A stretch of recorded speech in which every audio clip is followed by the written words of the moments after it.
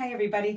Your last math assignment was comparing fractions, and from what I could see, I think you did an amazing job with it. You might want to pause your video right now because I'm actually going to need you to go get your math workbook and look at it while we work today. So put me on pause, go get your math workbook, and then hit play again. Ready, set, go get it. Okay. So yesterday you were comparing fractions, and like I said, I think you did a really great job because what you found is that all you really need to do is decide, compare the top numbers, and you can ignore the denominator. Whoever is bigger on the top is the one that you want to face the bigger opening toward, or how we draw the teeth and gobble that up. Sometimes you would put the mouth opening this way if the bigger number was on that side. And I could see from the pictures that you showed me in your workbook that you were getting it just right. But this is where I need you to look in your workbook. Remember in the directions on Thursday, I said, pay attention to the problems I'm assigning you. Everybody, look at page 103 in your workbook. Notice which problems I assigned you on 103. I assigned you 1 through 6, and then I assigned you 16 through 21, I think. All right, take a look at what those have in common. And now look in that middle band and try to see why did we skip those. Look at those. What's different about those fractions than the ones you did? Take a look. See anything different? Specifically, look at numbers 7 through 15. There's something very different about those. Now turn the page. Look at page 104. You did these on Thursday. Notice I only assigned you a few problems. I wanted you to do numbers 1 through 4, and I wanted you to do 9 and 10. But take a look at why I didn't assign the others. Do you see anything different about the ones we skipped? Here's a hint. Look at the bottom number. You see, when the denominators don't match, it's a whole different ballgame. And that's what the point of today's lesson is what do you do when the denominators don't match? I like to think of it as two people having, say, like a free throw contest, and one person gets, say, one person gets a hoop this big. Here's the net coming off of it. And one person gets a hoop this big, and you have a free throw contest. How many can you get in? Well, this person's going to say, well, that's not fair. My hoop is way smaller. That's not a fair contest. And it's kind of that way with fractions. If the bottom numbers don't match, it's not really fair. So the first thing we need to do in today's lesson is get those denominators to be the same size, the same number, and then you can compare them, then you can add them, then you can subtract them. What I was asking you to look in your workbook is the problems I assigned you, the denominators matched. And the ones that we skipped, it was like unfair. The denominators did not match. And that's why I said, don't even do those. On page 104, the problems I assigned you, the denominators matched. And we skipped the ones when the denominators didn't match because it's like an unfair contest. So today what we're going to do is get the denominators to match first, and then we can go about the business that you did yesterday. So how do you get the denominators to match? That's the question. Here's my home whiteboard. Gotta love that, huh? Okay. Let's take a problem when the denominators don't match. Okay. What if I wanted to compare, say, these two fractions? If the denominators were to match, life would be easy, but they don't. One is over a 5 and one is over a 10. So what we need to do, this is sort of like in that basketball example, the 10 is really, really big. And that's like the guy who gets the big basketball hoop for free throws. And this guy's saying that's not fair. So maybe it would be fair if he could have the same big number too.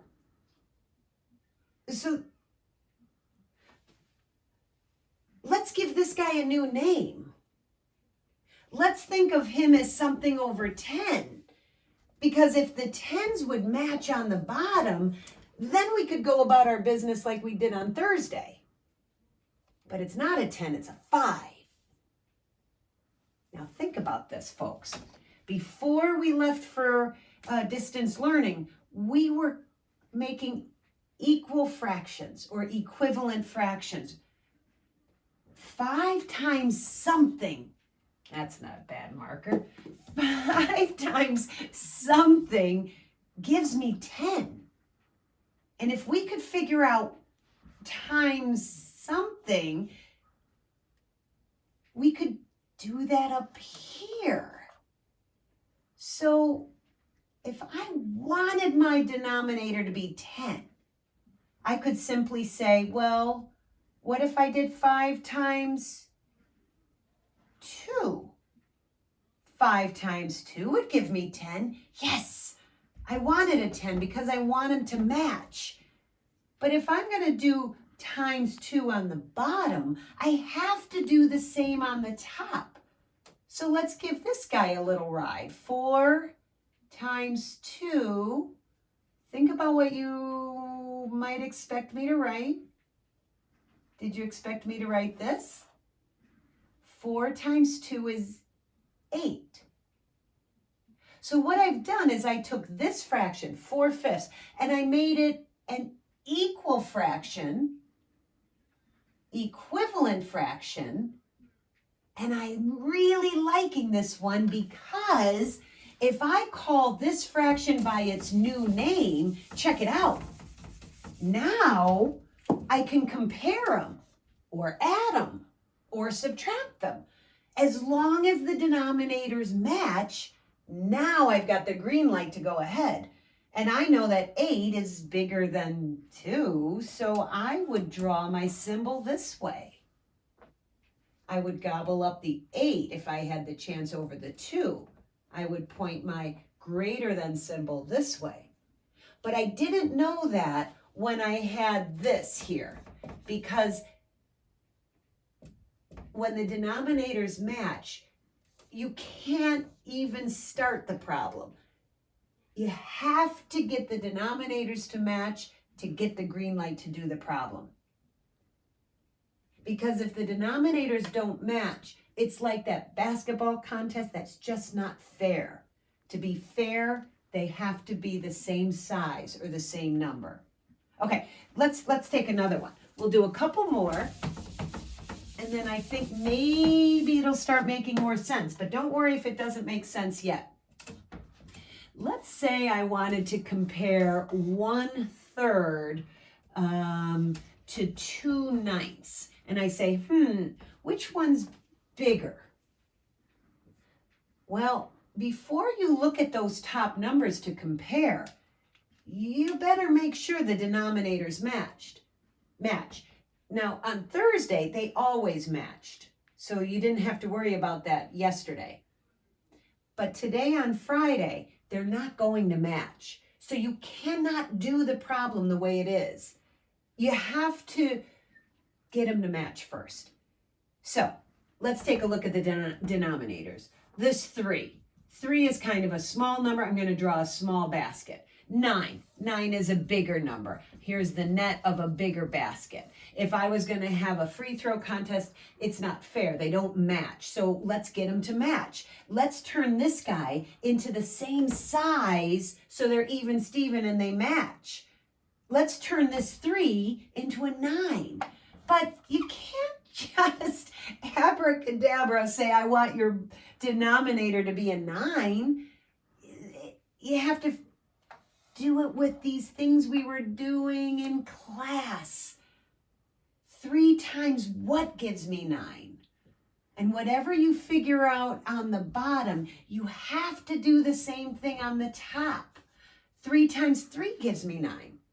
So do the same on the top. Then do 1 times 3. You see, I did times 3 down here. I have to do times 3 up here. So what I did is I first turned this into an equivalent fraction. Fancy words for equal fraction. 1/3 is the same as 3/9. And I'd rather call 1/3 3/9 now. Do you see why?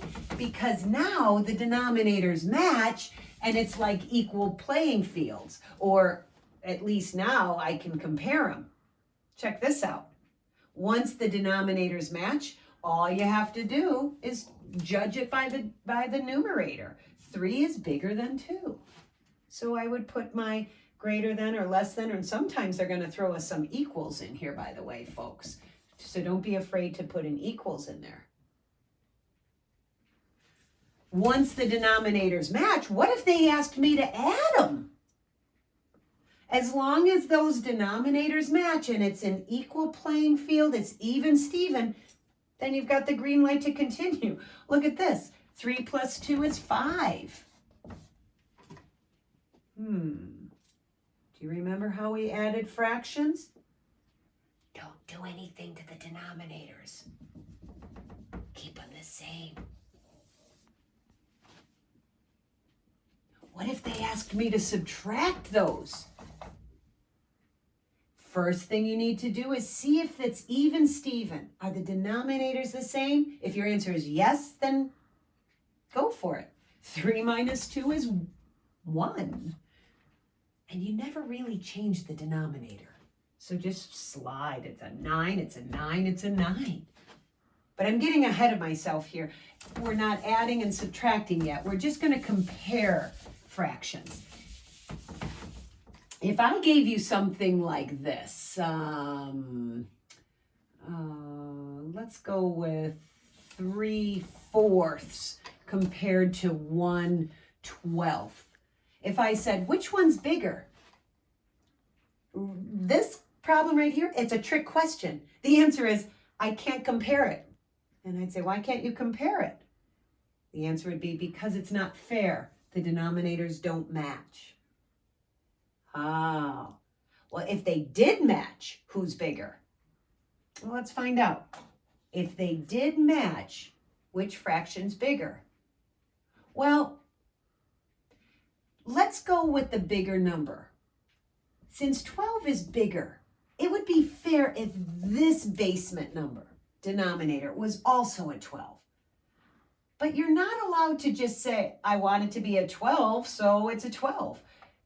It's not that easy.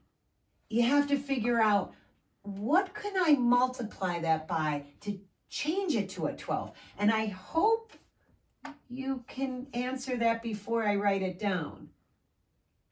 What do you think I'm going to put there? 4 times what is 12? 1. 4 times 2. 4 times 3 is 12. 4 times 3 is 12. So if I do that on the bottom, I have to do it on the top. Another times 3. They have to be the same. 4 times 3 is 12. 3 times 3 is, get your answer. Is this what you were thinking? I hope so. 3 times 3 is 9. Another name for 3/4 is 9/12. It's an equivalent fraction. And if it's all right with you, I'm going to erase all this garbly-gook because I want the number, the bottom number, the denominator, to be a 12, because then they match. Now, just like on Thursday's homework, all you have to do is look at the top number. 9 is bigger than 1. So you would open it that way. But you can't do that until the denominators match.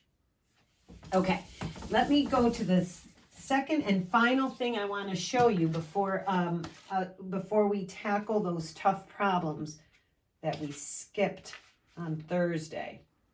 Okay, On page 104, I had you skip a couple problems. The reason we skipped them is because the denominators didn't match. Watch this. Here's number 5 from this workbook page.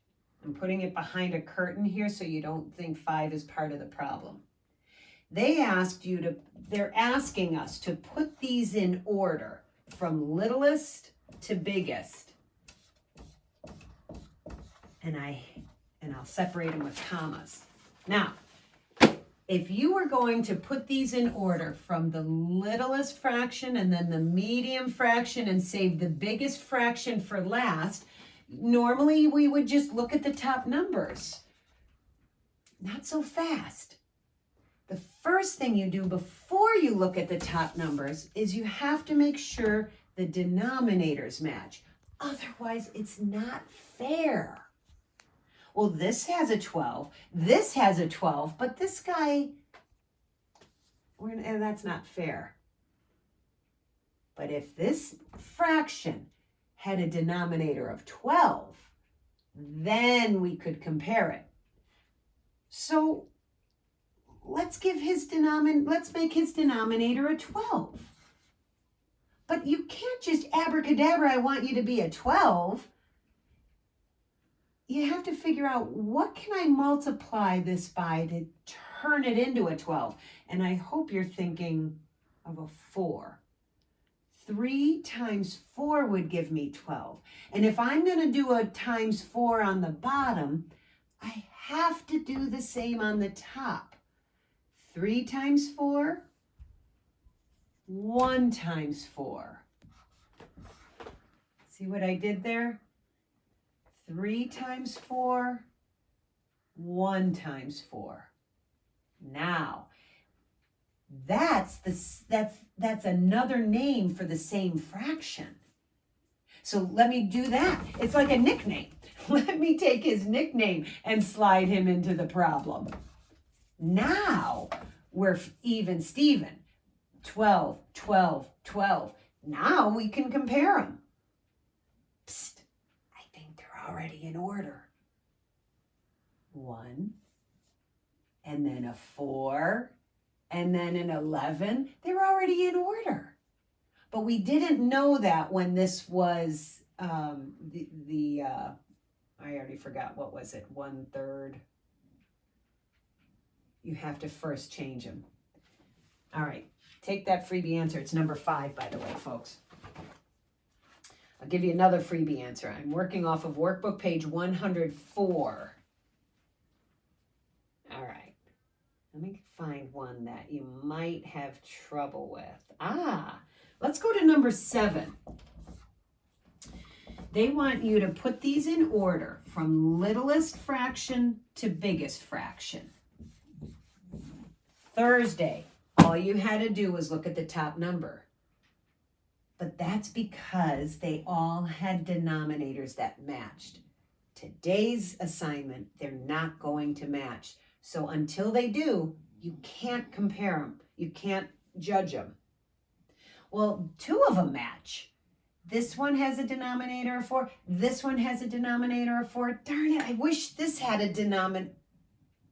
Maybe we can make it have a 4. Let's do that.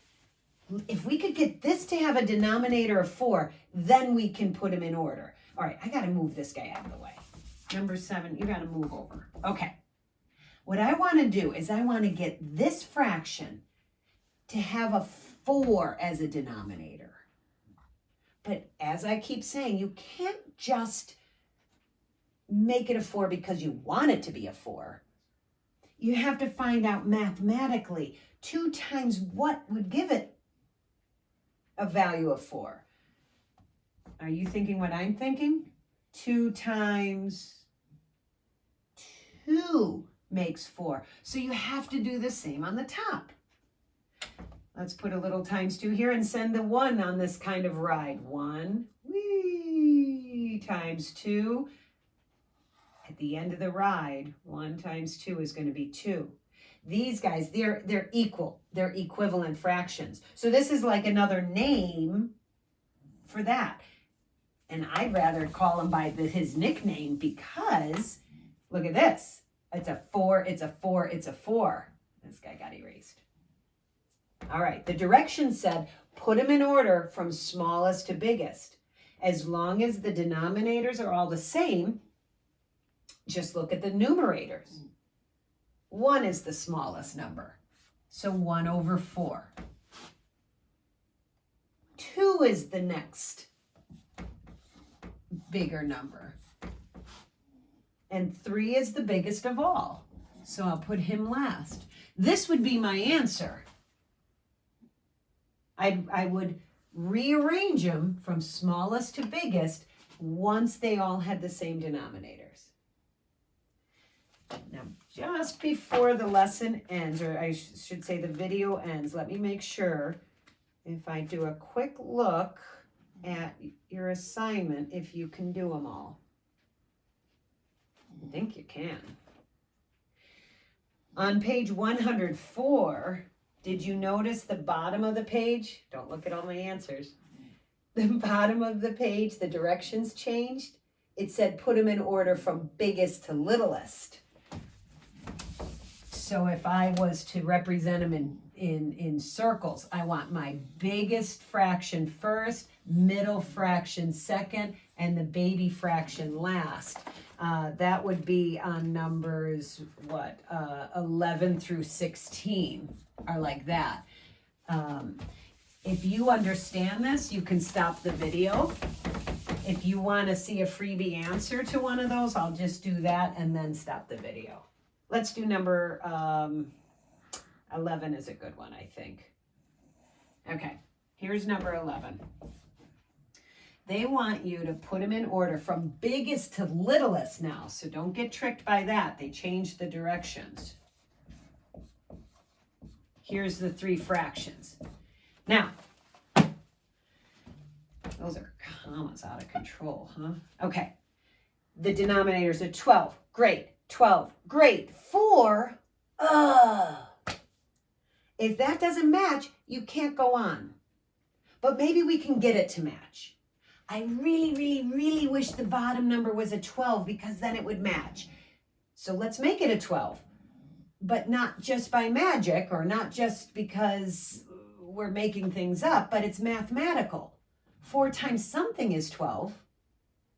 4 times 1 is 4. 2 is 8. Aha. 4 times 3 would give me 12. So guess what I have to do up here? Times 3 on the bottom times 3 on the top.